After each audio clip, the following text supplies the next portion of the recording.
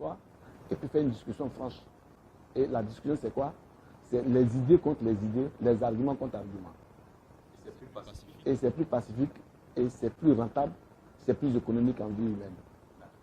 Et le président de la République dit qu'il veut organiser des élections législatives auxquelles le fichier électoral n'est pas assaini. C'est-à-dire que le fichier électoral n'est pas assaini, c'est-à-dire qu'il y a 2 400 000 électeurs fictifs. Fictifs, c'est-à-dire qu'ils n'ont pas de... Qui sont sur la liste. Qui sont sur la liste, mais qu'on ne peut pas identifier dans la société. Non, on les a identifiés. Donc il faut les enlever. Donc l'État a ça. Et ils ont mis ces fichiers pour que vous ayez des élections. Donc vous voyez qu'on ne peut pas aller à des élections où le fichier n'est pas un fichier crédible. Donc qu'est-ce que vous faites? Pas un fichier homogène. Donc qu'est-ce que vous devez faire? Vous devez vous retirer et puis appeler l'interlocuteur et dire écoutez, il faut qu'on s'assoie pour discuter. Le temps que ça prendra, ça peut prendre le temps. Parce qu'il était mieux de reposer ces élections et puis trouver des solutions et puis aller à des élections. Moi, je n'ai pas pris part à ces élections, pas parce que le fichier, non. Je n'ai pas pris à ces élections parce que je n'étais pas prêt. Mon parti politique que je venais de prendre n'était pas prêt à aller à des élections auxquelles je connaissais déjà les résultats. C'est-à-dire que vous saviez le nombre de députés qui allaient être votés? D'abord, l'OIF qui est l'OIF, la CEDEAO, ils se sont retirés de ces élections. Ils ne veulent pas être observés, ils disent qu'ils ne veulent pas être observateurs. Donc, ils se sont retirés de l'organisation en tant qu'observateurs, ils se sont retirés. Donc, ils ont dit que le fichier n'est pas un fichier fiable et il faut reprendre tout, il faut discuter. C'est ce qu'ils avaient demandé. Et ils se sont retirés. Et ça fait qu'au jour d'aujourd'hui, on a des députés qui sont sortis, mais des députés qu'on ne peut pas reconnaître, que la communauté internationale ne reconnaît pas. L'Union européenne ne reconnaît pas ces députés, encore moins que je suis allé en France. Au niveau des institutions françaises, je ne dis pas qu'ils donnent des leçons. Au niveau des institutions françaises et belges et de l'Union européenne, ils disent qu'ils ne reconnaissent pas ces élections. Que c'est des élections qui appartiennent au président Alpha. Eux, ils ne reconnaissent pas ces députés. La législation présente guinéenne n'est pas reconnue à l'échelle mondiale? Non, elle n'est pas reconnue. Il faut reconnaître. Personne n'a assisté. Il y a eu, comme on appelle, des ONG, bon, comment je les appelle, des ONG alimentaires, qui ne sont pas crédibles, qui disent nous sommes des observateurs et autres, puisque moi-même j'ai participé à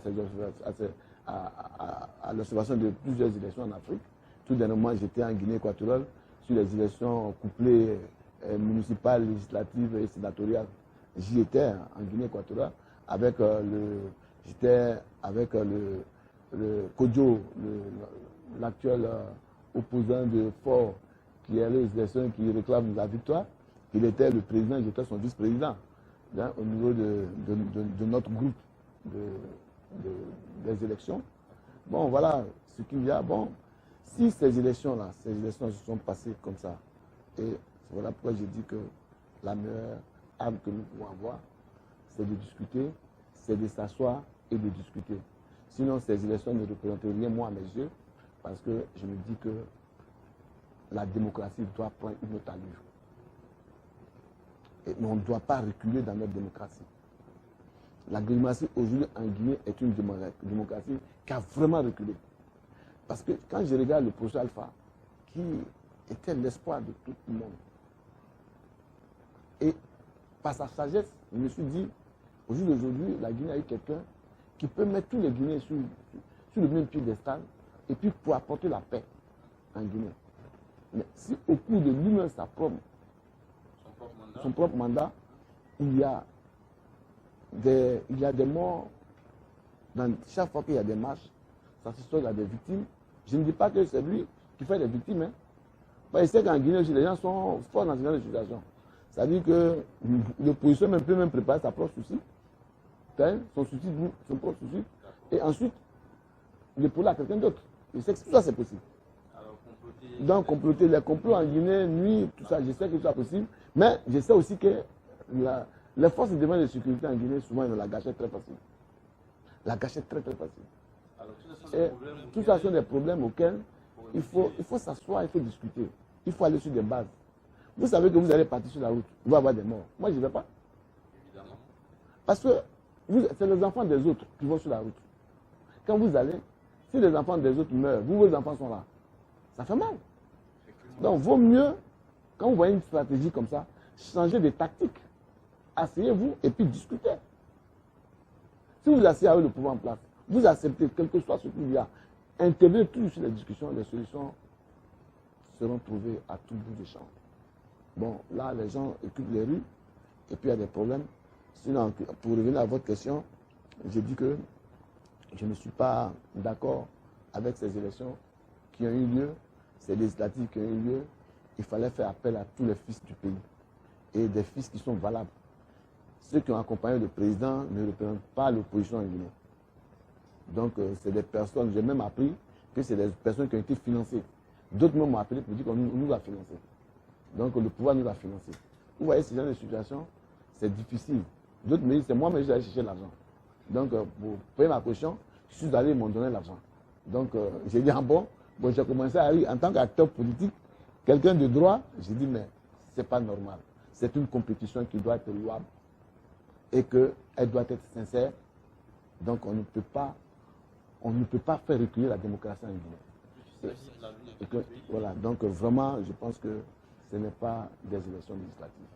Alors, M. Idriss Chérif, président de l'Union pour le changement de Guinée, dites-nous votre point de vue sur le FNDC. Bon, d'abord, avant de parler du FNDC, je pense qu'il y a l'autre côté que j'ai oublié, c'était au niveau de la constitution guinéenne. Au niveau de la constitution guinéenne, il y a un souci.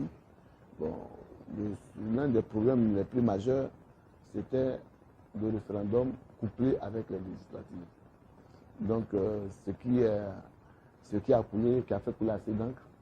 Bon, le président professeur, qui à la fin de son mandat, il a trouvé opportun de faire un référendum pour la Constitution. Mais si on mettait à la place de cette Constitution inutile, vraiment, je pense qu'il allait être applaudi par les Guinéens. Donc, on a préféré il faut donner une Constitution à la Guinée, alors que cette Constitution, si on doit repousser la Constitution, est-ce qu'elle est conflictuelle?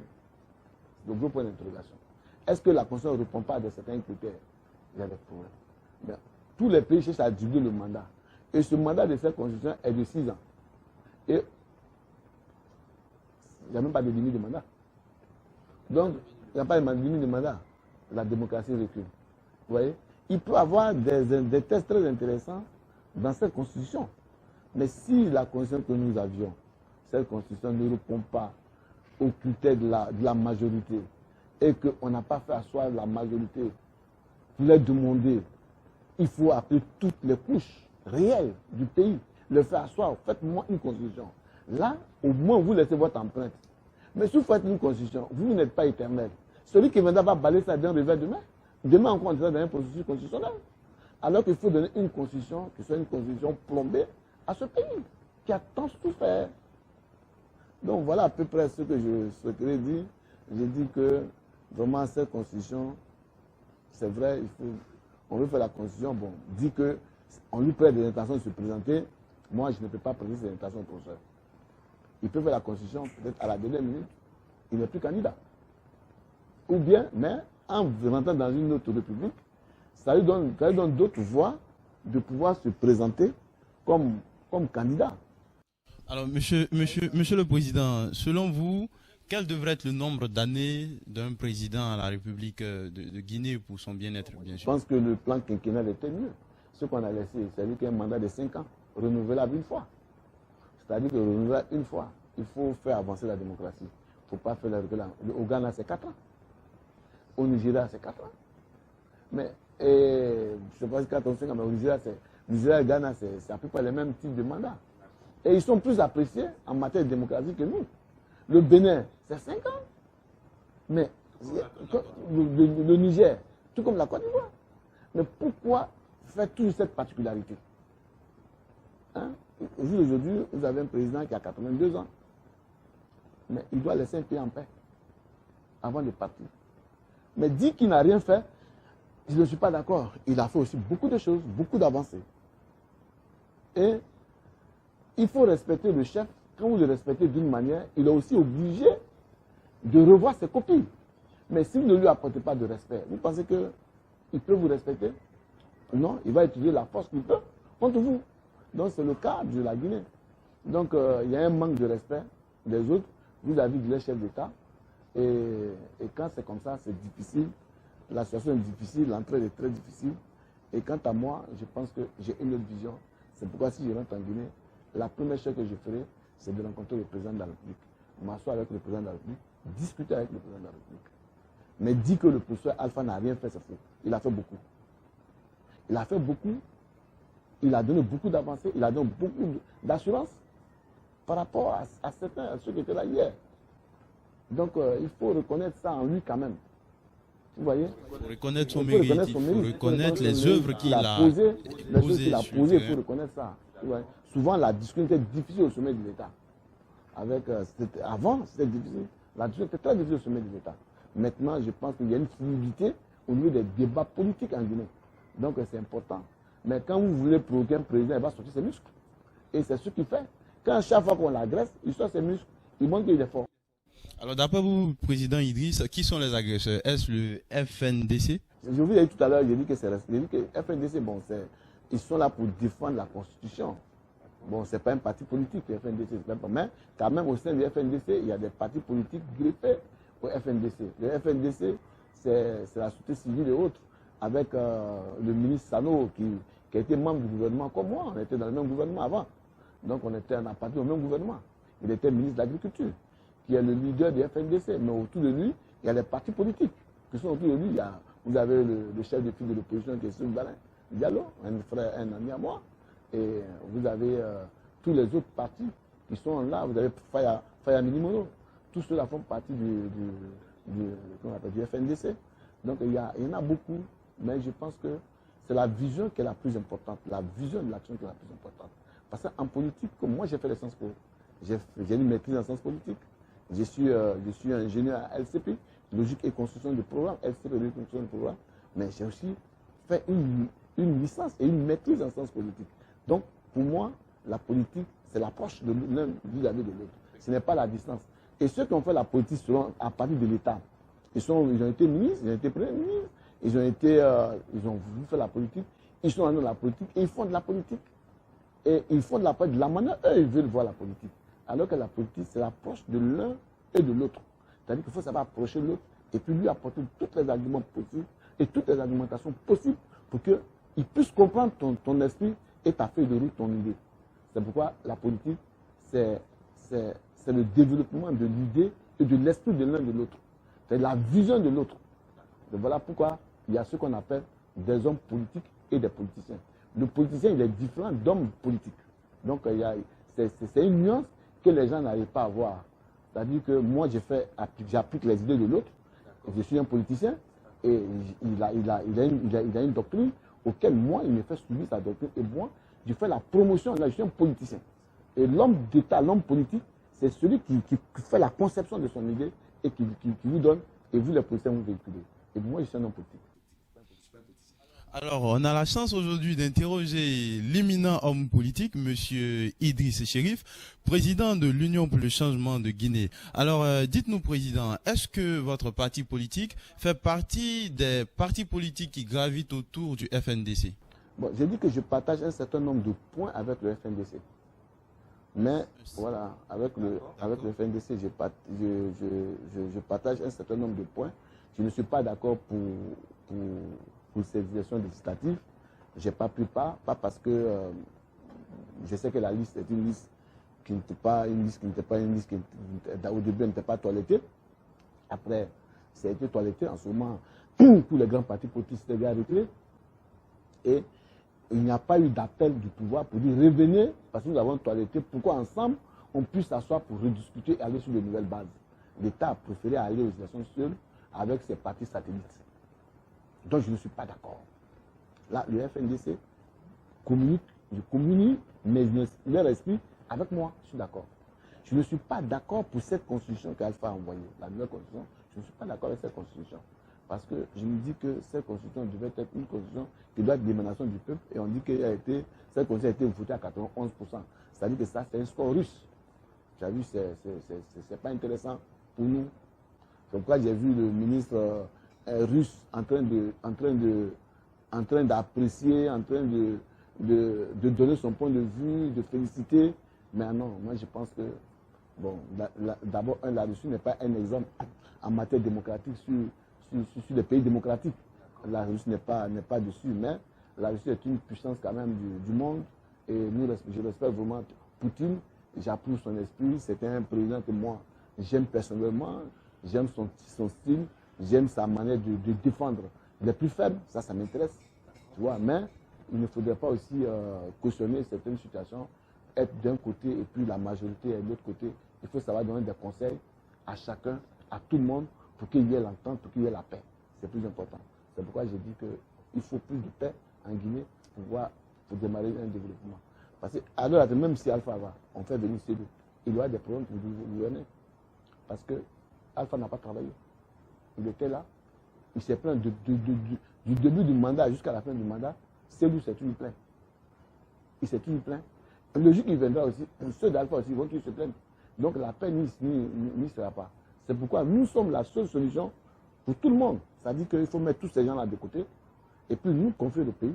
On est ni de l'autre, ni de l'autre. Et de là, je pense qu'on va gouverner avec tout le monde. Que tous les jeunes seront là avec nous. Toutes ces personnes-là iront à la retraite.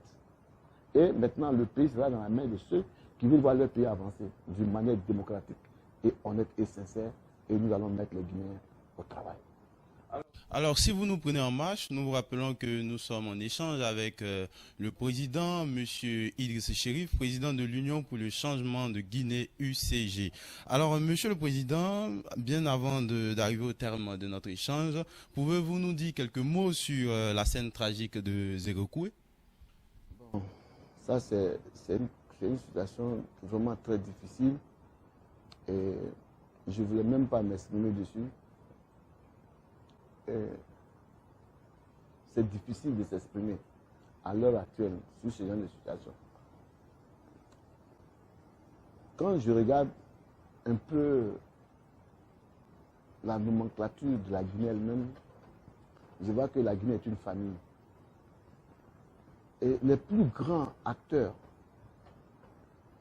dans ce monde, les plus grands résistants de ce monde, de manière historique, vous aviez Soundiata Keïta, qui a une partie en Guinée, une partie au Mali. En ce moment, les frontières n'étaient pas tracées. Mais ils sont dans cette loge-là. Ils viennent de cette loge. Et il y a eu ce qu'on appelle les alliances. C'est-à-dire que Soundiata a créé les alliances entre les peuples. Et la Guinée vit sur ces alliances-là. Et je peux même dire toute l'Afrique, il y a des alliances en Afrique. Les Traoré, les shérifs, c'est la même personne. Les Koné et les shérifs, il y a une alliance entre nous. Et les Keïta et les autres, il y a un problème. Les Bamba et les Koulibaly, il y a une alliance. Donc, comment ça se fait que l'alliance entre les personnes, ils peuvent avoir encore des attaques communautaires en Guinée, où cela est banni dans toute l'Afrique? Personne ne le fait maintenant. C'est terminé. Et on est encore dans ça. Donc je dis que c'est politique. Ils se laissent manipuler par certains politiciens. Qui? Je ne sais pas. On ne peut pas dire sur le pouvoir. On ne peut pas dire sur le point. Chacun, il gagne son compte. Tu vas demander à l'opposition, ouais, non, sur le pouvoir. Tu vas demander au pouvoir, non, sur l'opposition. Mais qui le fait? Ce qui veut dire qu'on est d'accord que c'est politique. Donc c'est politique. Que les gens enlèvent la politique entre nous parce qu'on doit vivre ensemble. Il y a au jour d'aujourd'hui, on a dépassé un certain seuil de choses. Le métissage culturel, vraiment, c'est une réalité. Moi qui vous parle, j'ai ma grand-mère, la grand-mère de ma mère est Peul. Ma dernière fille porte le nom de la grand-mère de ma maman. Elle est Sarata Diallo. Et moi aussi, je suis le beau des Peul. Pourquoi les gens vont s'embrasser? Je suis tellement lié au président Dadis Camara, qui est l'un de mes meilleurs amis, un frère à moi. Mon chef, je l'appelle mon chef, je ne l'ai jamais appelé président. Jusqu'au jour, je l'appelle toujours patron. J'ai dit, il reste mon patron. La familiarité. Ouais, il reste mon patron. Les liens qui existent entre le président Dadis et moi sont des liens vraiment de fraternité, familial. Vous pensez que il est intéressant que ma communauté malinquée, je suis de Sigiri,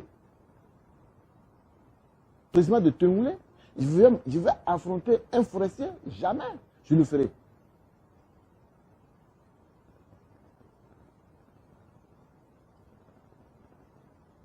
Donc, vous voyez, donc cette guerre communautaire qui a eu lieu en Guinée, qui s'est soldée à des morts, je dis même des morts.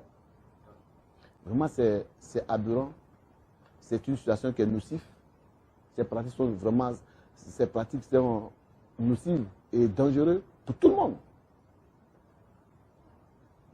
Et il faut qu'on arrive à sortir de ça. Et après, on dit, venez vous asseoir, on va discuter. Et les morts, on fait quoi de ces morts-là? Ceux qui sont morts, qu'est-ce qu'on en fait? Il faut faire l'économie des vies. On ne peut pas toujours... Je suis allé en France. Quand je suis rentré au Quai d'Orsay, la question qu'ils m'ont posée, pourquoi chez vous, il y a toujours des morts? Depuis l'indépendance, vous ne faites que mourir. Vous aimez vous tuez, vous, la vie ne vous dit rien. Houphouët-Boigny disait que le premier droit de l'homme, c'est le droit à la vie. Il dit aussi que dans la vie, l'homme a 3 juges. Le premier juge de l'homme, c'est Dieu. Le deuxième juge de l'homme, c'est nous-mêmes, notre propre conscience, qu'on prend, par notre conscience, on se juge nous-mêmes si on est bon, si on est mauvais. Tu sais ce que tu as fait dans la journée. Si elle est bonne, elle n'est pas bonne, tu connais. Si tu es bon dans la vie, tu n'es pas bon dans la vie, tu connais. Le troisième juge, c'est vous qui êtes là, vous les hommes de la presse, des journalistes, de la population, nos voisins, nos concitoyens, ceux avec lesquels nous vivons, là, nos populations. Ils nous jugent en fonction de nos passages. Voilà le troisième juge de l'homme. Quand vous n'êtes pas là, moi vous jugez. Vous rentrez chez vous à la maison, ils vont vous juger. Vous êtes dans votre maison, ils sont dans leur maison, ils vont vous juger. Ah, il est gentil, il est méchant, il est ceci, c'est ça. Voilà le nom qu'il faut laisser. Voilà pourquoi j'ai dit au président Alpha, après lui, il faut qu'il y ait une histoire. Il faut qu'on écrive une histoire derrière lui. Ce n'est pas sa personne. Mais le nom qu'il porte, c'est ce qui rentre dans l'histoire. L'homme lui-même, il est petit, mais c'est le nom qui voyage. Moi, je sais que le président américain, il s'appelle Trump. Mais je connais son nom, mais lui ne me connaît pas. Son nom a voyagé. Je sais que le président français, c'est Macron. Mais moi, je vois Macron, c'est Macron, mais on me dit, non, moi, je ne le connais pas. C'est son nom qui voyage. Alpha. Son nom va que on dit, ça, c'est Alpha. Mais c'est son nom qui voyage. S'il est bon, on dit qu'il est bon. S'il est bon, on dit qu'il est mauvais. Il faut que la pratique de gouvernance change. Hier, on pouvait gouverner avec la dictature. Aujourd'hui, nous n'avons plus besoin de ça. Il faut que nous fassions appel à notre bon sens. L'union et l'unité doivent être notre credo, doit être ce que nous devons prendre pour vivre avec les autres. Quand vous voyez le président Ouattara, depuis qu'il est venu, quelles sont les marches qui ont été retenues dans le sang? Il n'y en a pas. Quand vous prenez le président burkinabé, Roch Kaboré, quelles sont les comment on appelle, les marches qu'il y a eu à répression? Il n'y en a pas. Quand vous prenez le président Issoufou, quelles sont les... Il n'y en a pas. Mon ami et mon frère Talon, quand vous voyez qu'est-ce qui a été... Rien, il n'y en a pas. Il n'y a pas de mort. Il n'y a pas de répression. Mais en France, on m'a dit que chez vous, là-bas, vous avez tué. J'ai eu honte, ça fait mal. J'ai dit non. On dit, mais pourquoi non? On veut dire, mais voilà, vous tuez. Chaque match, vous tuez. J'ai dit, mais est-ce que vous savez qui tue? Mais eux, ils ont une idée arrêtée. Et moi, j'ai dit, non, attendez, faites des enquêtes pour savoir qui tue réellement. Si vous faites des enquêtes, vous allez savoir qui tue, mais qui ne tue pas. Les mêmes événements ont eu lieu en Guinée. Au moment où nous y étions. On dit que le président Dadis a tué. Ben, est-ce qu'on a fait des enquêtes pour savoir si c'est lui qui a tué, mais qui a tué? On peut savoir. Donc il y a des gros points d'interrogation qui existent toujours. Donc il faut faire l'économie de beaucoup de choses. Je pense qu'il faut faire l'économie des vies. Et on ne vient pas au pouvoir pour tuer. On vient au pouvoir pour donner la prospérité. On vient au pouvoir pour augmenter sa population. Et on vient au pouvoir aussi pour respecter son opposition. Mais que l'opposition aussi comprenne qu'il y a un chef qui est au pouvoir qu'il faut le respecter. Qu'à tout moment, on ne doit pas se mettre dans la rue pour lancer les pièges sur les forces de défense et de sécurité qui sont devenus des ennemis de la population. d'une partie de la population. Des toits de leur passe, ils nous voient, ils vont lapider le véhicule tout de suite. Alors que c'est l'argent du contribuable qui paie ces véhicules. Je ne suis pas d'accord. Il y a une rue qui est là, spécialement qu'on appelle Bagdad. C'est une rue qu'on appelle Bagdad. Parce que c'est une rue de violence. C'est-à-dire que là, si les poids de l'ordre passent sur cette rue, on les lapide. Tu n'as pas le droit de porter une tenue militaire parce que tu as lapidé automatiquement. Et la loi, ils font les lois. Le président Alpha, il commande, mais quand il arrive là, il ne commande plus. Hein, c'est eux qui commandent. Hein. C'est eux qui commandent là-bas. Vous voyez que c'est un État qui était dans un autre État, alors que si nous sommes au pouvoir, non, je vous assure que dans l'autre sera établi et le pays sera gouverné pour tout le monde. Et il y aura l'autorité de l'État qui sera respectée. Alors, monsieur Chérif, nous sommes au terme de notre échange. Alors, voulez-vous porter des mots de fin, n'est-ce pas, pour la population de Guinée et aussi pour vos représentants dans les différents pays du monde? D'accord. J'ai fixé directement votre caméra pour m'exprimer. Comme je viens de le dire, j'ai dit le premier droit de l'homme, c'est le droit à la vie. Et dans la vie, l'homme a 3 juges. Vous avez Dieu, vous avez notre conscience et vous avez les autres. Et le moteur essentiel d'évolution de tout homme, c'est notre conscience. C'est pourquoi j'ai dit que le dynamisme culturel, c'est une action que nous devons considérer. C'est-à-dire que l'homme est composé de plusieurs entités et l'homme est indivisible. Et dans ce sens, il faudrait qu'au jour d'aujourd'hui, c'est vrai, nous avons un pays malade, nous avons une maman malade, une mère commune. Cette mère commune, c'est la Guinée. Faisons en sorte que cette Guinée ne soit pas un pays qui soit divisé par ses propres enfants. Il est intéressant que nous nous donnons la main pour pouvoir avancer. Construire une nation, c'est vrai. Comme l'a dit le professeur Alpha, il dit que lui, il n'a pas trouvé un pays. Mais au jour d'aujourd'hui, si on ne fait pas attention, il n'y aura ni pays ni nation.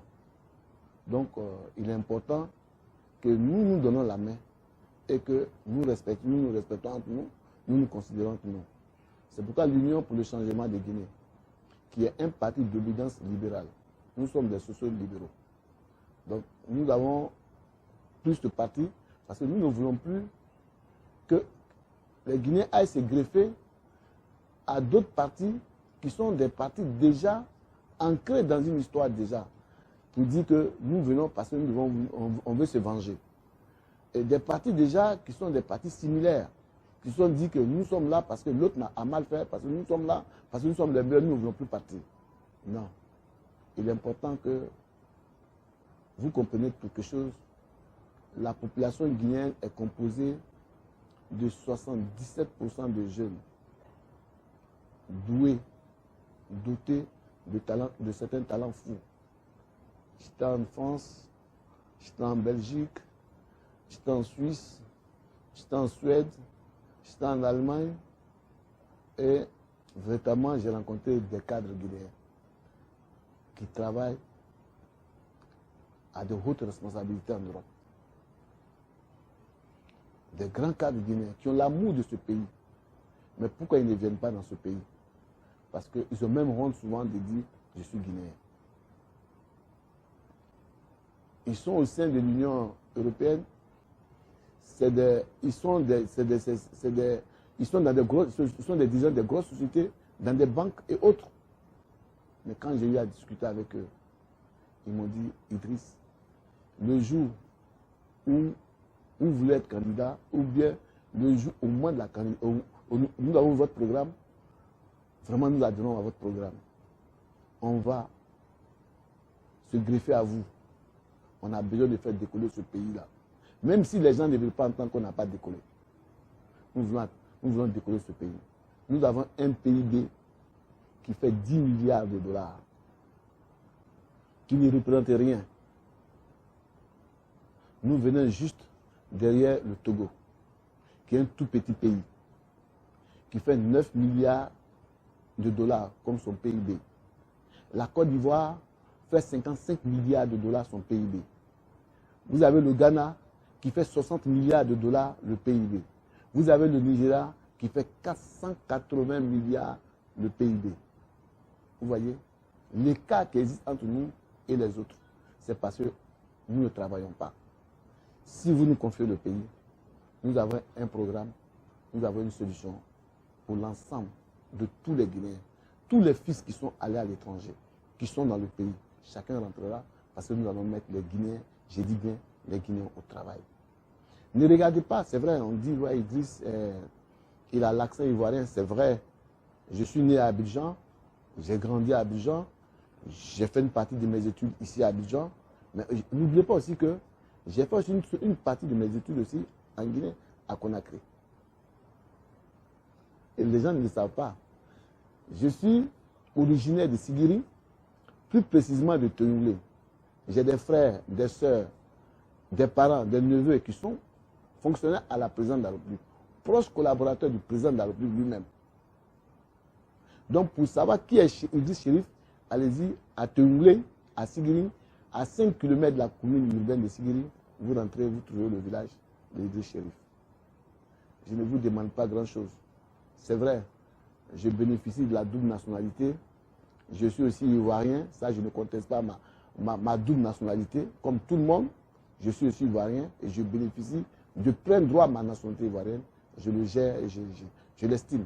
Ceux qui en doutent encore plus, vous avez un président, un vrai président qui est là. Donc vraiment, je tiens à vous remercier et qu'il est mieux que les Guinéens se donnent la main pour que nous puissions avancer ensemble, pour qu'ensemble, nous puissions construire une nation, ensemble, pour que nous puissions bâtir un véritable champ, un bon pays uni face aux défis de l'avenir. C'est pourquoi j'ai dit que notre slogan, c'est une jeunesse unie face aux défis de l'avenir.